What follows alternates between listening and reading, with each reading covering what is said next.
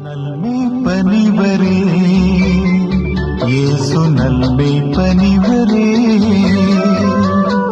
நல்மேய்ப்பனிவரே, இயேசு நல்மேய்ப்பனிவரே, சொல்லலான்பினார் தன்னுயிரீந்த நல்மேய்ப்பனிவரே, நல்மேய்ப்பனிவரே, இயேசு நல்மேய்ப்பனிவரே.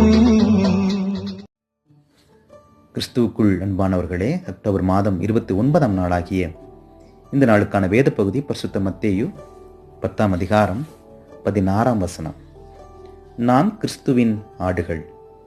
கிறிஸ்துவை சொந்த இரட்சகராக ஏற்றுக்கொண்டு சமுதாயத்திற்குள்ளாக உலக வாழ்க்கைக்குள்ளாக பிரவேசிக்கின்ற ஒவ்வொருவரையும் கிறிஸ்துவானவர் தம்முடைய ஆடுகளாக சித்தரிக்கின்றார். மனித குணநலன்கள் ஆடுகளுக்கு ஒப்பாக பல வேளைகளில் காணப்படுகின்றது. ஆடுகளின் தனிச்சிறப்புகளை பார்க்கும் பொழுது பின்பற்றுகிறவைகளாகவும் பாதுகாப்பற்றவைகளாகவும் பிடிவாதமுள்ளவைகளாகவும் காணப்படுகின்றது. எனவே அவைகளுக்கு மேய்ப்பன் நிச்சயம் தேவை. மேய்ப்பன் இல்லாத ஆடுகள் தவறான வழியில் தன் இஷ்டத்திற்கு செல்லவும் காணாமல் போவதற்கும் காயப்படுவதற்கும் வாய்ப்பு ஏற்படுகின்றது. இவைகளிலிருந்து விடுபட பாதுகாக்கப்பட சரியான மேய்ப்பன் கண்டிப்பாக ஆடுகளுக்கு தேவைப்படுகின்றது.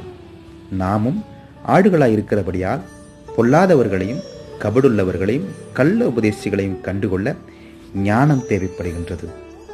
அந்த கிருபையும் ஞானமும் கிறிஸ்து இயேசுவின் வழியாக பரிசுத்த ஆவியானவரின் துணையோடு நமக்கு கிடைக்கின்றது. ஏனெனில் நாம் நன்மைக்கு ஞானிகளும் தீமைக்கு பேதைகளுமாய் இருக்க வேண்டும். மேய்ப்பன் இல்லாத ஆடுகளுக்கும் ஆவியானவரின் வழிநடத்துதல் இல்லாத மக்களுக்கும் அந்த ஞானம் கிடைப்பதில்லை. தேவ கரத்திலே நம்மை முழுமையாக ஒப்படைக்கும் பொழுது மேய்ப்பனாகிய கிறிஸ்து ஆடுகளாகிய நம்மை வழிநடத்துவார். ஞானமாயிருக்க தேவ கிருபைக்காக ஜெபித்துக் கொள்வோம். ஆமென்.